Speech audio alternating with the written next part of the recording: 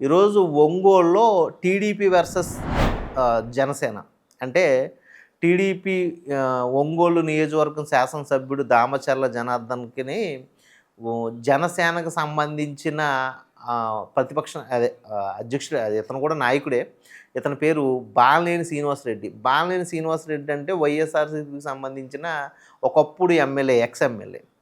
ఇప్పుడు వైఎస్ఆర్‌సీపీ ఓడిపోయిన తర్వాత నాకు తెలిసి పవన్ కళ్యాణ్ గారితో ఉన్న ఫ్రెండ్‌షిప్ ఇప్పటి నుంచి కాదండి, దాదాపుగా 20, 30 ఏళ్ల నుంచి ఫ్రెండ్‌షిప్ ఉంది. ఆ ఫ్రెండ్‌షిప్‌లో కారణంగా టీడీపీ జనసేనలోకి అయితే ఆయన జాయిన్ అయిపోయారు. అది కూడా ఎలక్షన్స్ అయిపోయిన తర్వాత నాకు బాగా గుర్తు. 2024 ఎలక్షన్స్ అయిపోయిన తర్వాత అతను ఓటమి చెందిన తర్వాత వచ్చి జాయిన్ అయిపోయాడు. ఎందుకు అంటే ఈ బాలినేని శ్రీనివాసరెడ్డి గారు కూడా వైఎస్ఆర్ కుటుంబానికి సంబంధించిన ఒక కుటుంబ సభ్యుడే. బట్ సుబ్బారెడ్డి గారితో అతనికి రిలేషన్ ఎక్కడో కూడా కొంచెం క్లాసెస్ రావడం వల్ల, సుబ్బారెడ్డి గారికి ఆయనకి పడకపోవడం వల్ల వైఎస్ఆర్‌సీపీని వదిలేసి అతను నాకు తెలిసి పవన్ కళ్యాణ్ గారితో ఫ్రెండ్‌షిప్ ఉండడం వల్ల జనసేనలో జాయిన్ అయ్యాడు. టీడీపీలో జాయిన్ అవ్వడు. ఎందుకంటే టీడీపీ సిట్టింగ్ ఎమ్మెల్యే ఎప్పుడూ కూడా ఉంటాడు కాబట్టి అందుకని జనసేనలో అయితే జాయిన్ అయ్యాడు. అయితే ఇక్కడ నాకు అర్థం కాని విషయం ఏంటంటే గత కొన్ని రోజుల నుంచి మరి సిట్టింగ్ ఎమ్మెల్యేలు కాబట్టి వాళ్ళిద్దరూ కొట్టుకుంటున్నారు. అందులో కార్యకర్తలు కూడా భాగస్వాములు అవుతారు కదా. కార్యకర్తలు కూడా చిన్న చిన్న అల్లరి లేదని ఊర్లో అల్లరి జరుగుతుంటే ఇప్పుడు బాలినేని శ్రీనివాసరెడ్డి గారి దగ్గరికి వెళ్ళి కార్యకర్తలు ఉంటే జనసేన లేకపోతే పాత వైఎస్ఆర్‌సీపీ కార్యకర్తలు అతని దగ్గరికి వెళ్తున్నారు. పూర్తిగా టీడీపీకి సంబంధించిన కార్యకర్తలు మాత్రం దామచర్ల జనార్దన్ దగ్గరికి వెళ్తున్నారు.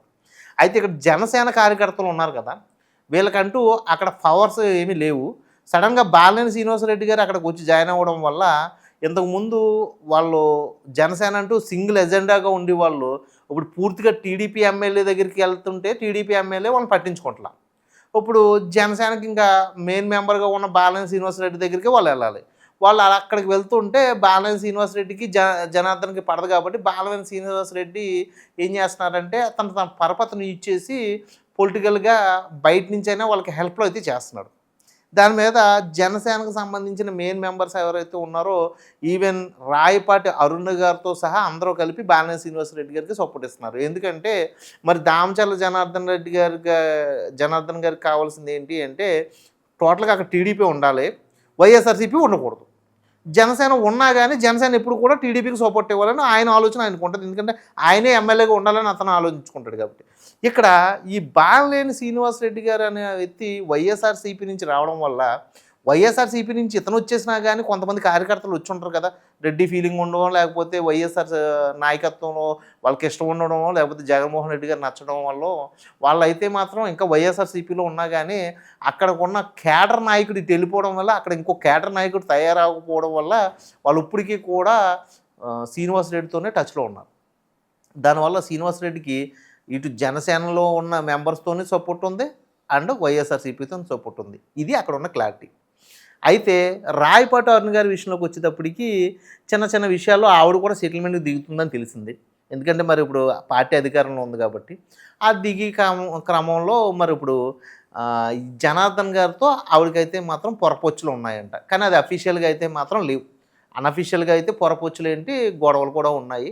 ఇక్కడ దామచర్ల జనార్దన్ గారు ఎవరైతే ఉన్నారో అతనే డిఎస్పీలని, సీఏలని అతనే తెచ్చుకున్నాడంట. అతనే అఫీషియల్గా అయితే మాత్రం మన ప్రెస్ మీట్లో కూడా చెప్పాడు.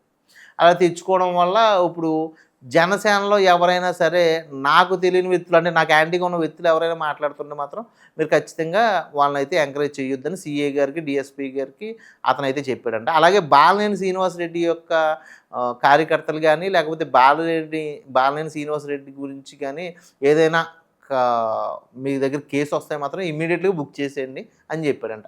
ఇది అక్కడ జరుగుతున్న గొడవ.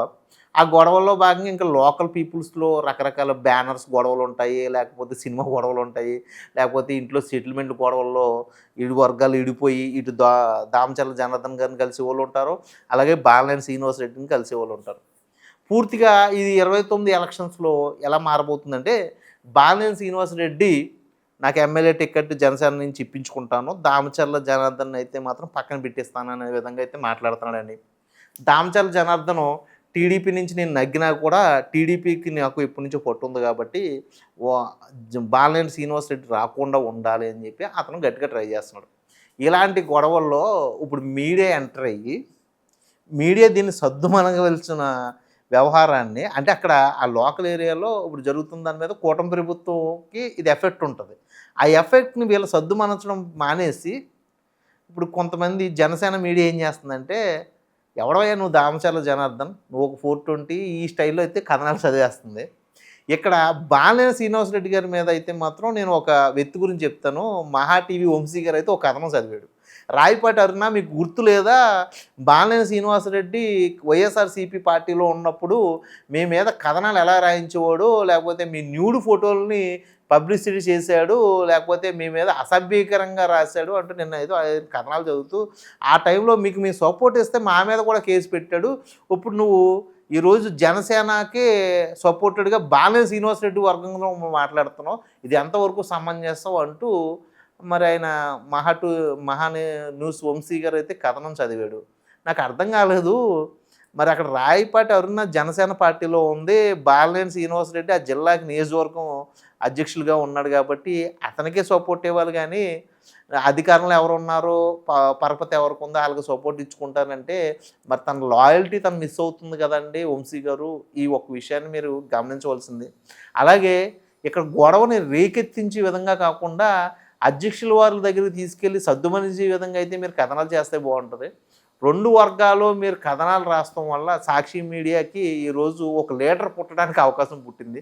ఇప్పుడు బాలినేని శ్రీనివాసరెడ్డి, దామచర్ల జనార్దన్ అనే వాళ్ళు కూడా అదేంటిది అవినీతి పరులు, వాళ్ళు కూడా దోపిడీ చేస్తున్నారు అనే విధంగా అయితే ఈ 2 మీడియా కథనాలని వైఎస్ఆర్‌సీపీ మీడియా కథనంగా చూపించి ఒక లోకల్‌లో నాయకుని అయితే తయారు చేసుకునే విధంగా అయితే మరి రెడీ అవుతుంది.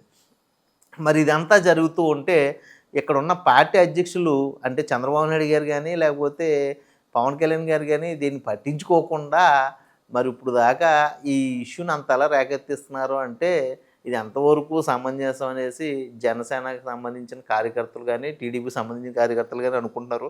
ఇందులో జనసేన ఎప్పుడు తగ్గుతూనే ఉంటుంది. మీరు గమనించారో లేదో నాకు తెలిసి పవన్ కళ్యాణ్ గారు ఇటువంటి గొడవలు జరుగుతున్న టైంలో బాలినేని శ్రీనివాసరెడ్డి గారి యొక్క వర్గం లేకపోతే జనసేనకు సంబంధించిన కొంతమంది ఎప్పటి నుంచో ఉన్న కార్యకర్తలు అన్న మాకు ఈ అన్యాయం జరుగుతుంది, ఒంగోలులో మాకు సరైన బలం లేదు జనసేన వాళ్ళకి, దామచర్ల జనార్దన్ దగ్గరికి వెళ్తుంటే ఆయన పట్టించుకోవట్లేదు, బాలినేని శ్రీనివాసరెడ్డి గారు వైఎస్ఆర్‌సీపీలో మేము గట్టిగా అతని మీద వ్యతిరేకించాం గత ప్రభుత్వంలో ఉన్నప్పుడు అనేసి అతను అసలు మమ్మల్ని దగ్గర రానివ్వట్లేదు అనేసి పవన్ కళ్యాణ్ గారి దగ్గర గోడెట్టుకోవడానికి వెళ్తే వాళ్ళందరినీ సస్పెండ్ చేశారు. మీకు గుర్తుందో లేదో దాదాపు 12 మందిని 20 మందిని సస్పెండ్ చేశారు. అలాగే నెల్లూరులో కూడా సస్పెండ్ చేశారు.